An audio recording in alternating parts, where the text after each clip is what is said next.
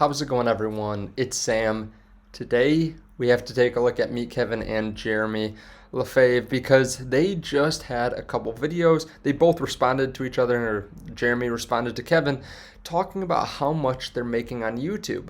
Now, I love these videos. I want to give you my thoughts, and I'll show you what I make too, because mine are a little bit different. I'm not one of the top, 2 or 3 YouTubers in finance like these guys. So I think my situation is a little bit different, and I can probably provide you a little bit more clarity because I am more similar to a bunch of other YouTube creators, kind of in the middle, where our experience is a little bit different. So it is different than what Meet Kevin and what Jeremy have seen on their ends, and I want to explain that to you here a bit today. Now, a couple of sponsors that have not cut recently are Unstoppable Domains and BlockFi. So there are links to both of these underneath the video. With Unstoppable Domains, you can get a readable wallet address for your crypto. It makes it a lot easier to send and receive crypto. And with BlockFi, you can buy different cryptocurrencies. You can also get crypto rewards in the form of your credit card. So you can actually get your crypto back, or you can get your rewards back in crypto, which is fantastic. And they give up to a $250 bonus when you start depositing or when you start buying crypto on their platform. So definitely check out those links underneath the video to Unstoppable and BlockFi. Now, like I said, I love these videos, taking a look at what other people are making from YouTube, not just in terms of how much they're making, but in terms of their RPM as well. So if you don't know, RPM is how much you make as a creator per 1,000 views. CPM is how much is charged overall.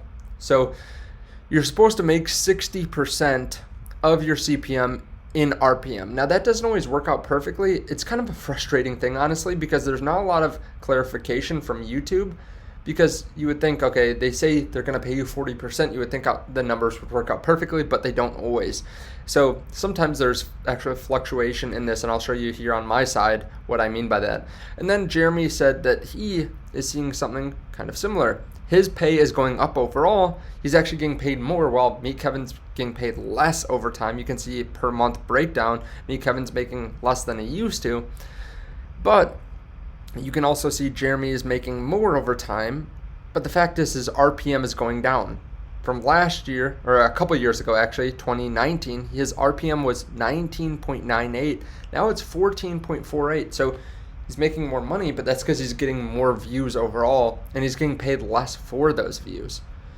So I think a couple things here. First of all, Meet Kevin doesn't always make long videos. Some of his videos are quite short, and I think he's been doing more of those, like little updates this year, which significantly brings down your RPM, because the fact is, if you don't hit that 8-minute mark, you can't put mid-roll ads in. So it can be a little bit misleading. Jeremy has longer videos the majority of the time, and he's also had really long videos.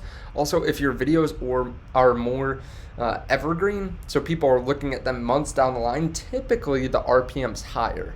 And I think Jeremy used to have more videos like that, whether it was Tesla videos or just general finance videos like whiteboard content.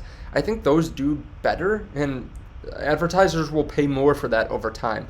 Now, looking at my side, and keep in mind, the majority of my money that I make from YouTube does not come from YouTube ads. I think more of my money comes from different partners than probably Jeremy or Kevin when you look at a percentage basis. This is my 2020 pay.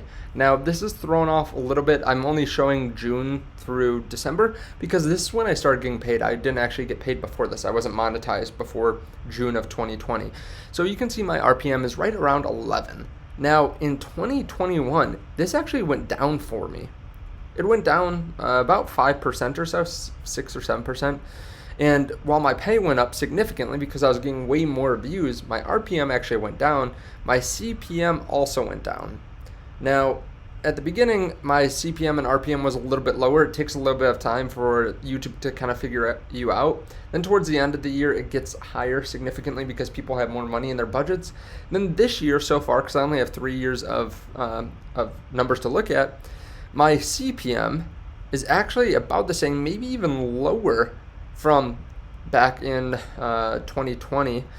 but my RPM is significantly higher. So this might just be one of those weird things that happens with YouTube where you don't actually get 60%. Sometimes it fluctuates, but my RPM is actually higher. And that's not what Kevin or what Jeremy saw. I don't think my content's that much different either. I don't think I'm making shorter or longer videos too much, but I have seen higher RPMs, which is weird. Now, something that's different as well is I am actually seeing a significant amount of advertisers pull back. Now, I have friends that are in YouTube as well. They have slightly smaller channels than me. They saw pullbacks in advertising even earlier than I did. So what's interesting is, like I said, on the back end where we do sponsorships and stuff like that, a lot of companies are pulling back. We've seen this too with a lot of crypto companies, and I am more crypto now. They're actually cutting jobs or freezing hiring and stuff like that. So I think it is hitting crypto harder because a lot of people realize that there aren't going to be people coming into the market, selling altcoins, buying altcoins, and causing a lot of volume. And the majority of advertisers are for different exchanges, whether it's crypto or for stocks.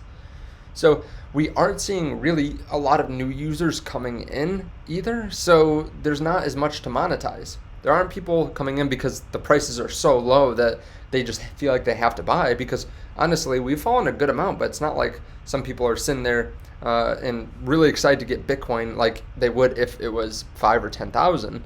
But also, it's not racing to new highs where people get FOMO either. And with a lot of people going back to work in person, I think they're probably watching less YouTube overall, or just not as dialed into the crypto and stock markets, especially with the weakness in the market. So overall, I think there are a lot of companies that are pulling back on advertising.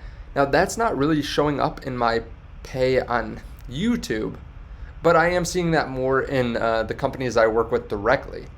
So I think this is kind of an interesting thing. Maybe shows you where the economy is going, in terms of a recession, that there is less money being spent on advertising overall, at least with smaller creators or medium-sized creators instead of the top creators in the space. So I want to bring this to your attention because I really like breaking this stuff down, and my pay fluctuates a lot on here compared to some of these other creators, right? I think mine is more feast or famine than a lot of the other creators, because the fact is I talk about crypto and that can vary widely week to week in terms of what's happening. But I want to hear your thoughts on this underneath the video. I think overall it is important to take a look at what advertisers are doing to see, are they actually feeling good about the economy and their return on investment in terms of capital invested into advertising. Thank you so much. I appreciate it. Again, check out the links underneath the video to Unstoppable and BlockFi, and I'll see you in the next one. Bye.